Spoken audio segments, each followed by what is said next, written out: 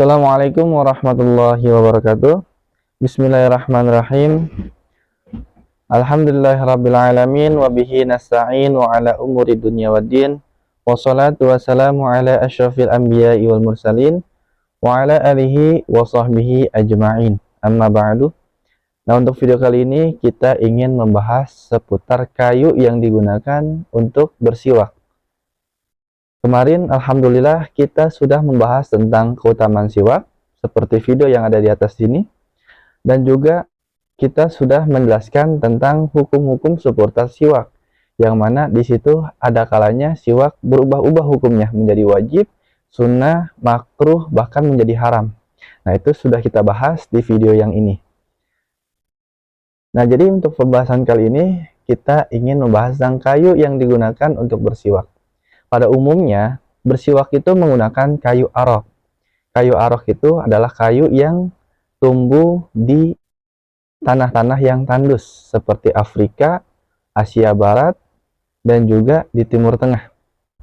Dan kayu arok itu, kayu yang dianjurkan oleh Rasulullah, dan Rasulullah pun memakai bersiwak itu menggunakan kayu tersebut.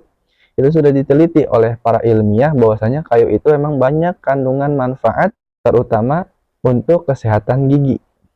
Nah, bagaimana kalau misalkannya kita tidak punya kayu arok atau kita tidak mampu membeli akan kayu arok tersebut? Apakah boleh kita menggunakan kayu-kayu yang lain selain kayu yang biasa digunakan untuk bersiwak? Nah, kayu arok itu seperti kayu yang berikut ini. Nah, pada umumnya orang-orang itu kalau bersiwak itu menggunakan kayu ini. Ya, kayu arok namanya. Ini kayu yang disunahkan dan dianjurkan oleh Rasulullah untuk kita pakai untuk menggosok gigi atau bersiwak menggunakan kayu ini. Karena ketika kita beribadah menggunakan kayu tersebut atau menggunakan siwak, ketika kita beribadah, maka pahala yang kita dapatkan daripada peribadahan tersebut itu berlipat ganda. Bagaimana yang telah kita jelaskan di video-video sebelumnya. 2 rakaat menggunakan siwak itu lebih baik daripada 70 rakaat tanpa menggunakan siwak. Itu saking istimewanya kita menggunakan siwak.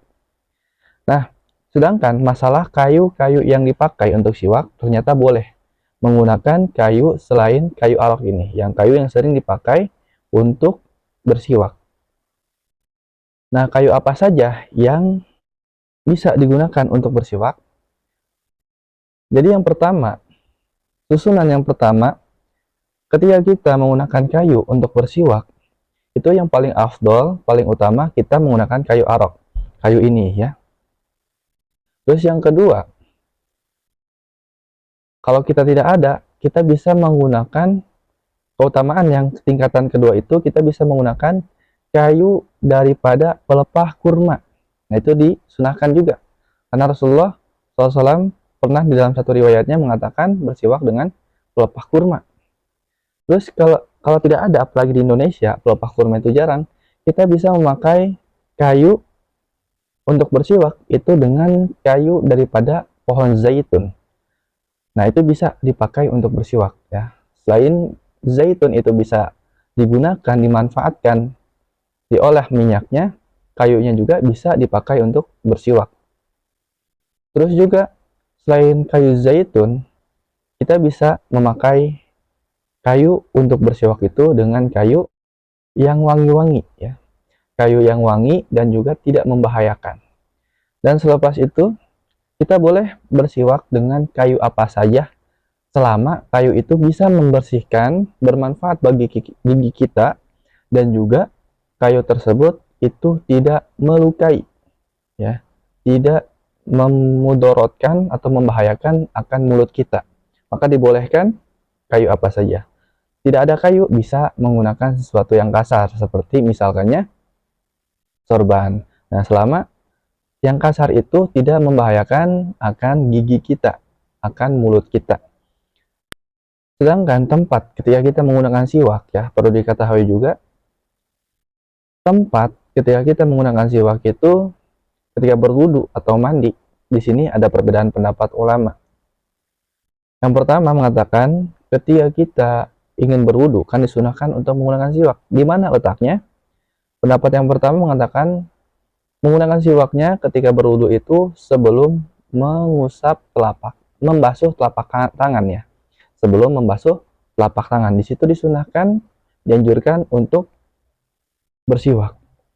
Terus pendapat yang kedua, bersiwaknya itu ketika sesudah membasuh telapak tangan. Nah, sebelum kumur-kumur. Nah, di situ kita setelah boleh memakai pendapat bersiwak ketika berwudu atau pengen mandi wajib atau mandi sunnah, itu bersiwaknya sebelum membasuh telapak tangan atau sesudah membasuh telapak tangan.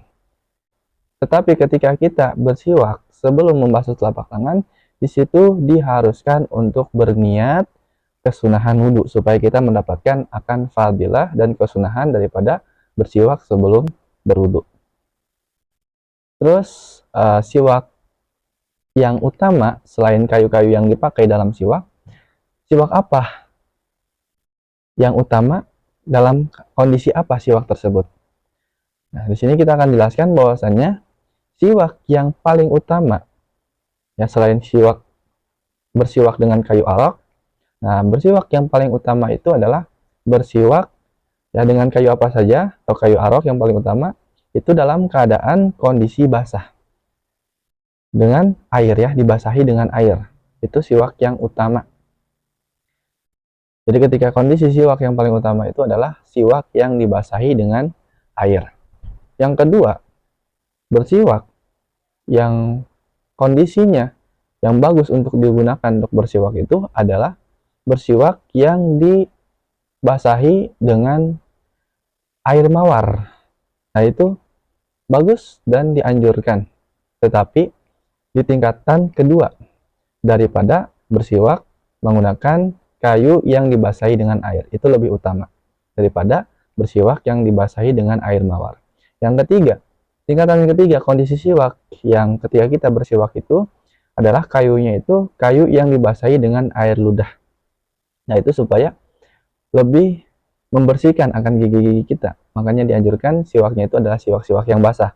Terus juga yang keempat, kondisi siwak untuk kita gunakan untuk bersiwak itu adalah siwak atau kayu yang kondisinya itu basah atau lembab atau tidak kering.